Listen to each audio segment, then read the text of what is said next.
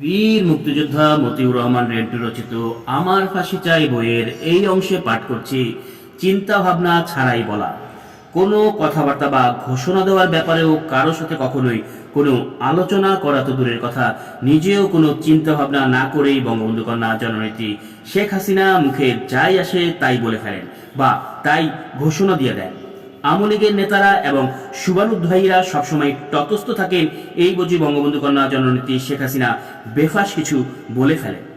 1997 সালের 10 জানুয়ারি রমনা বটমূলে ছাত্রলীগের প্রতিষ্ঠা বার্ষিকীতে বক্তৃতা করার সময় বঙ্গবন্ধু কন্যা জননেত্রী শেখ হাসিনা দেশের প্রধানমন্ত্রী হিসেবে তার মন্ত্রিসভার মন্ত্রী তোফায়েল আহমেদকে হাত তুলে দেখিয়ে হঠাৎ বলে উঠলেন, ওই যে তোফায়েল ভাইরা 1973 সালে বাংলাদেশ ক্যাডার সার্ভিসে অযোগ্য লোকদের চাকরি দিয়েছিল।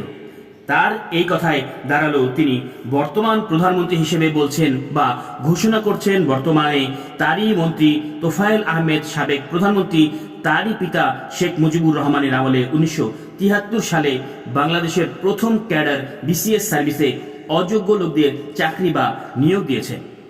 প্রধানমন্ত্রী বা রাষ্ট্রের নির্বাহী হিসেবে এই কথা প্রকাশ্যে বলার পর তার পরদিন সমস্ত পত্রপত্রিকায় এই সংবাদ ছাপা হয়েছে। বাংলাদেশ ক্যাডার সার্ভিস বিসিএস 1973 এর সকলের অযোগ্যতার অভিযোগে চাকরি যাওয়া উচিত বা রাষ্ট্রের তৎকালীন প্রধান নির্বাহী বা তৎকালীন প্রধানমন্ত্রী শেখ মুজিবুর রহমানের অযোগ্য লোককে চাকরি দেওয়ার অভিযোগে বিচার হওয়া উচিত, নইলে বর্তমান প্রধানমন্ত্রী শেখ হাসিনার বিরুদ্ধে মানহানির মামলা হওয়া উচিত।